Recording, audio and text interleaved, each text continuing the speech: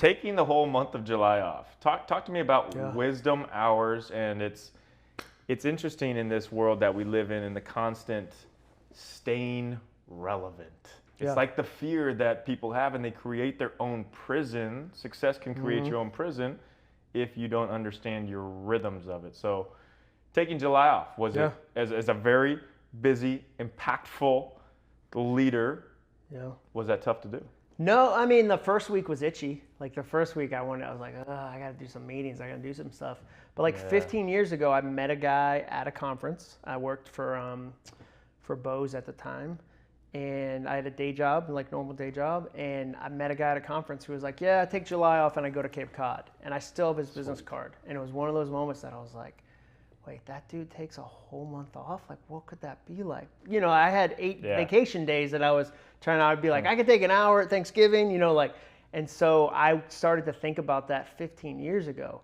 So then what happened was last summer, we went to the mountains of North Carolina for the month of July, but I worked like a couple days each week. And then this summer I was like, I'm going to do it. Like, I'm going to take the whole month. So, but what helped me is it forced me to prepare. Like I had a big, obvious deadline. So I started hustling on it in March, and like my team and I got more done than we've ever gotten done. Like I had on podcasts, I turned in some manuscript stuff early. Like I had a very big hole, and my wife was like, hey, I see you packing nonfiction business books. That counts as work. So don't you try to sneak in work. Like she knew, like if she saw me with a laptop, like, oh, he's going back to email. So the first week I was kind of like iffy about it because I was I like what I do. But then once I settled into it, I was like, man, I'll get better ideas out of this. I'll get deeper ideas out of this, and I'll learn to trust kind of the process. And so it ended up being this fantastic month where I came back, and where I knew it was a success was that the first week I was back in August, my oldest daughter was like, hey, can we play pickleball sometime before I go back to college? And I said, let's play at 8 a.m. on Wednesday. And so normally when I was in my go phase, like a Wednesday after I've been gone for a month, like, no, I'm on the grind. And now I'm like, I'm learning as I get older, because I'm 47, like I have to have an open hand with it. And I have to, like, the challenge to me of high performance is how do you be a high performer, but you also have rest. And it's not sporadic. It's part of your rhythm. And so I've been around too many people that are in their 70s that have accomplished a ton and don't like their life. And they can't get off the treadmill, and they're still grinding. And you're like, what are you doing it for? You have $50 million. You're miserable. Your kids don't talk to you. Like, you can mess it up, and I want sustainable performance. Like, I'm not trying to escape this life with retirement. I want to write the best books I can write. I want my family, like I have goals for my kids. I want them to want to be around me when they don't have to. Like Andy Stanley talks about that. Totally, like, man. When they're in their 20s and they want to see you. So that's where, for me, the month was a good challenge of, as somebody who struggles with workaholism, can I do that? Yeah. How do we allow ourselves to do that? Because I think it is like you said, it's a comparison thing of like, okay, who's doing better? You don't need it necessarily, but it's so hard to let it go. Well, you have to have your own scorecard. So like I talk about this in my new book, All It Takes Is a Goal. The reason you compare yourself, you just use that word comparison. Like we always say, like, oh, just stop it, practice gratitude, blah, blah, blah, blah. That doesn't fix it. The reason why you compare yourself is your brain wants to know how you're doing. Your brain wants to know, are we where we want to be in relationships? Are we where we want to be in our career? Like imagine if you went on a trip with somebody and they didn't tell you where you were going. Like they said, hey, we're going on vacation. You're like, where? Don't worry about it. You'll know when we get there. You'd be like, that would not be comfortable. Even when you're driving and the person navigating doesn't tell you the directions fast enough, it's nerve-wracking. Your brain wants to know how you're doing. If you don't tell it, if you don't have a scorecard, it says, fine, I'll just go look at somebody else's. So then it goes and looks at somebody else's life and scores it against your own life. You'll always fall short. Like I'm a terrible James Clear. I'm a terrible Brene Brown. I'm a pretty good Jon Acuff because I'm the only one. And if I can stay on that, so a big part of it is you have to have your own scorecard. And what happens with social media is that like a dude who's 24 that writes books and he's single in LA has a different scorecard than I have. Absolutely. So if I, as a 47-year-old, raising 2 teenage daughters with a wife of 20 plus years and like measure against that, I'm gonna go, man, he did 90 hours this week, or man, he did that, like, and I'm gonna feel inadequate. So as long as I can stay focused on what I'm working on and go, that's awesome. Like they must be in some hustle season, like no shame, not judging that, whatever. Yeah. But my season right now is this, and I gotta stay focused on that. Like I gotta lean into this. Then I've got my own scorecard. It makes it a little easier. I'm so glad that you say that, because it's often we forget everything that we've done to get to the point of being able to say, well, I've done all that. I've had the hustle season. Yeah. I've had the time where I had to grind it and grind it and grind it. Now I can enjoy the fruits of that labor and to be able to create margins. I think margins are incredibly well. So important. Here's the thing: if you're so busy, you don't have time for new opportunity. No, Every new exactly. opportunity is unplanned. Oh. Every new opportunity is unplanned. So if my day is so Preach it. full, even if something amazing comes up, I have to go no. And it's the same with people. Like I was reminded recently, every new possibility starts with new people. Every new possibility starts with new people. But people are messy. People don't, go on your time schedule. People are slower than you want them to be. Like, but if you don't have space for people, you miss out on so many things. So for me, that's what I'm trying to really focus on is like, how do I tap into all my potential, open all the gifts I have, steward the talents I have well, like, but also have enough space in what I'm doing that new stuff happens. Yeah, and man, I struggle with that. I think high performers in general struggle with that, of just that feeling that you have to be doing, even though if you're not, like, I just feel like I plant seeds, take shots. Yeah. But the funny thing is, 90% of the stuff that I get doesn't come from my own grinding. No, dude. It's the 10%, and it's like, and I've had talks this year, like, where did that come from? It's just. I'll give you an example. I spoke to a huge company in Iowa. Huge opportunity. My home state. Yeah. And it's only like 2 times I've spoken in Iowa. And the CEO was like, you want to know why you're here? And I was like, sure. And he said, my wife listens to a weight loss podcast, and you were on as a guest. And she was like, you should read his book. And we love the book, and we brought you to speak. I didn't go on that weight loss podcast and go, I'm doing this because I know there's a CEO in Iowa and his wife is trying to lose weight. And then that's not how it happens. So I think if you can be open-handed with that, you're still going to be under the law of harvest. You reap what you sow. Totally. So I'm still sowing a ton. It's not that. It's just I'm not putting that pressure on me to go, this thing has to turn into this thing, I don't control that. Totally. And so if I think I control it, perfectionism gets in the way, paralysis by analysis, you really start to stress and you lose all the joy of it. Man, that's good. It's like, when did the last something that happened that was great happen when you were hurried? Yeah. When you had or no frantic, time. Or frantic. no. So for me, this is a byproduct of that. So you said to me, 4 or 5 days ago, I'm going to be in Nashville. Yes. And I was like, cool, we should do a podcast. What about this time? And I had it in my schedule. This wasn't planned 6 months ago. No. But there's been seasons in my life where I've tried to over control every moment, and there's not room for stuff. And so now I'm trying to go, okay, it's always a dance. You're always holding 2 different things in your hands at the same time. So you're deliberate with your time, but you're open-handed with your time. You're deliberate with your time. Because I'm not telling you I have an open schedule 40 hours a week. Not at all. I have key things I'm doing.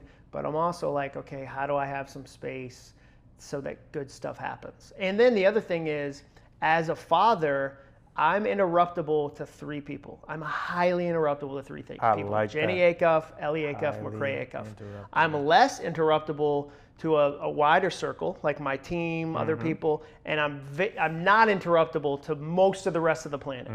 But so I have to think about it that way. So and it's easy to execute. Your phone, if you have an iPhone, has a setting, do not disturb, and you can set a personal level. So you can go in and go, these are the 3 people I'm always interruptible to. If I get a text, I'm going to respond. It's good. But then you can also go, the rest of it, I'll see later. I don't need to worry about it. So for me, I love the idea of being more present. That's a great phrase, but then you go, how do you do it? How do you actually do it? And I think that's a simple way to do it. Well, I think that's so good. Everybody talks about, being present. Yeah. I want to have time, but nobody actually puts action to it or does it. Same with You have to practice it. You train NBA players.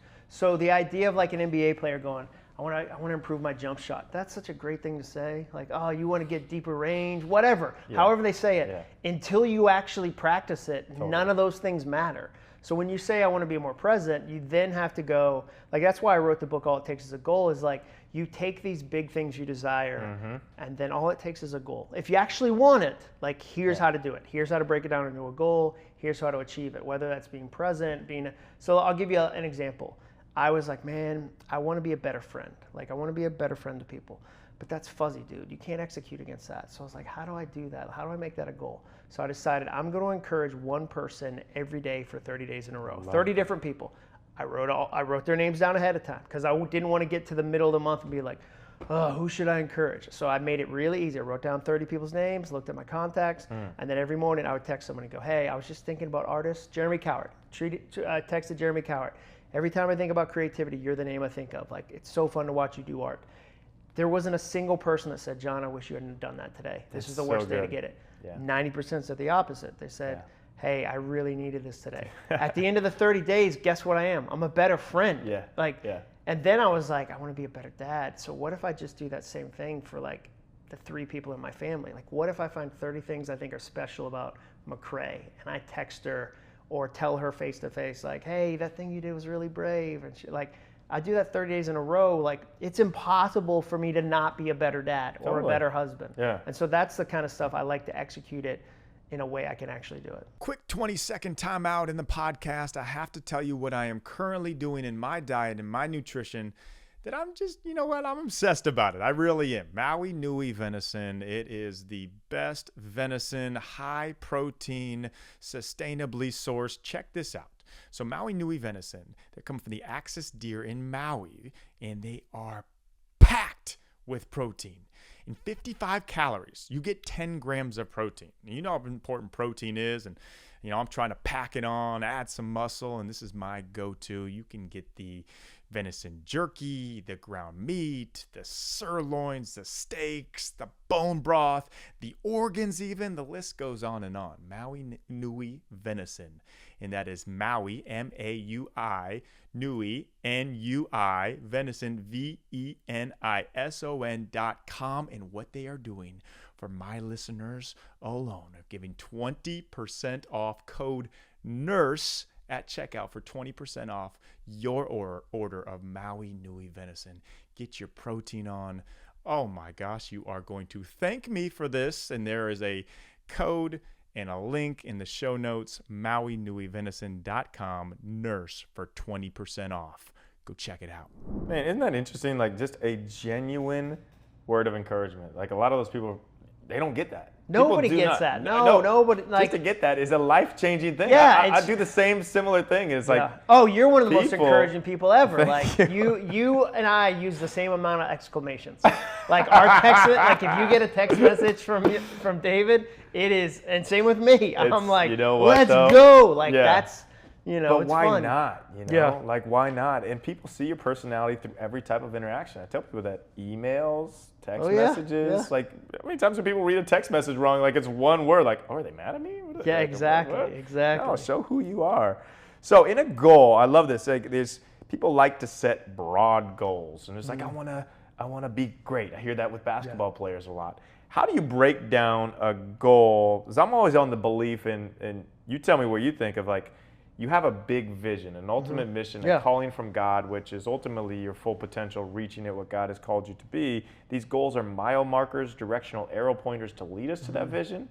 How do you see it as far as like, all right, I've got this goal, now how do I actually break it down and take action on it? Yeah, I think about it like a ladder. So where people fail with their goals is they go, okay, like I want to be great at whatever. And that's the top rung of a ladder. And then the only other rung they have is the very bottom. So imagine if I gave you a 12-foot tall ladder and said, hey, there's 2 rungs, one at the bottom, one at the top, good luck. And you said, that's 2 feet higher than an NBA rim. Like, how am I going to, do I jump and grab that and like pull my way up? And my version of that is like, what if I gave you a ladder that had a rung every 6 inches? Like, you think you could climb that pretty easily? Like, you think you might even enjoy that? And like, yeah, that'd be easy. So I'm always going, how do we get some rungs? So if somebody says to me, I want to be great, I'm going to help them figure out the rungs between the top and the bottom. Yeah. So what does this look like, you know, in the next week? What does it look like in the next month? You know, it's September right now when we're recording this, and I'm meeting with a guy in my neighborhood every other week to talk about our goals for next year. Like, we're 4 or 5 months out, and we're already going, okay, here's what I want my financial goal. Okay, cool. What do I need to do to get there? What are the mile markers? What are the steps? So like, I'm going to have so many rungs. Like, so for me, like, this book is my 9th book I've written because I've figured out the ladder. So it's not like I've discovered magic or it's mysterious. Like, I always tell people, excellence is boring. Like, the challenge is excellence is boring. It's all the stuff, like, it's all like, I asked you the other day, dude, I texted you and said, how many minutes and hours has Steph Curry practiced? And you gave me a very specific answer. You're like, based on his age, based on his dad, based on like, you gave me an answer. It was something like 30,000 hours. If you contrast that with how many minutes he's played in a game, it dwarfs it. And so like, we as people have seen 1% of Steph Curry. Like, but it's the sexy, shiny percent, and it distracts us from the other 99% that's often boring, but it's those small rungs on the ladder. Like, how many people saw his games at Davidson? Like, Davidson wasn't on TV. Exactly. Like, which is why they were able to draft him. Like, so I'm always going, how do we take that big thing you want and make some small little ladder rungs that you can actually climb it? Man, every person that's great at something, it's the answer. It's consistency. Yeah, and it's a sucky answer because you want it to be like, I have a secret, and here's how to, like, anytime somebody will say to me, like, hey, I want to be better at social media, I'm like, oh, okay, like, here we go. Like, or they say, I want to do what you do. They'll go, I want to do what you do. I go, that is so kind for you to say, like, here's the stuff. But here's the thing, like, you don't even remember the hard stuff when you're enjoying the good stuff. So, like, I had somebody the other day say, like, man, we used to send, because I worked for him, he said, we used to send you to so many empty rooms to talk. Like, you did empty room after empty room after empty room. I don't even remember that. Yeah. Like, I don't really, like, and because part of it was, like, I was doing the thing I felt called to do, so it didn't, I was like, whether there's 5 people there or 10 people there, like, I was going to try my best and I was going to learn, and I was like, and he was saying, man, that must have been so hard, and I was thinking, I don't even remember that because I'm enjoying the current. I love it. Same with doing basketball camps and sleeping in my car and doing basketball camps for 7th grade girls with like 3 people there. Yeah, like, And people were like, I can't believe you slept in your car. You're like, at the time, I was like, let's just go. Like, this is... Every kid was $40. So if I was going to stay at a hotel at $80 for a cheap place, that's 2 kids I needed to come to camp. That's what I'm saying, I'm sleeping in my car. Dude, comfy. I love that. Oh, talk about the 3 zones, the comfort, potential, and chaos. Because I think this really breaks down. You talk high performers are in 3 zones, which makes a lot of sense. You're very comfortable. Yeah. You're either in your zone, this is the rhythm, the balance that we're talking about, or you're in complete chaos with no margins.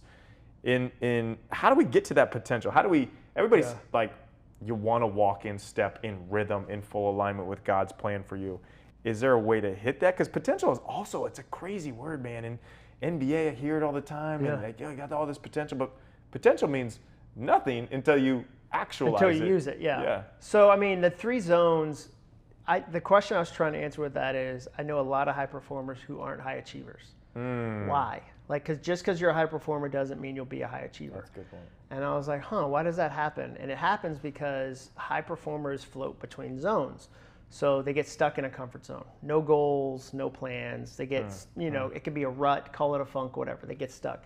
And then they get inspired. Something inspires them, and they go, I'm going to do it. I'm going to change my whole life. And they swing all the way to the other side, which is the chaos zone, which is too many goals, too many actions, no progress. So the reason we have the phrase yo-yo diet in America is because that's what people do.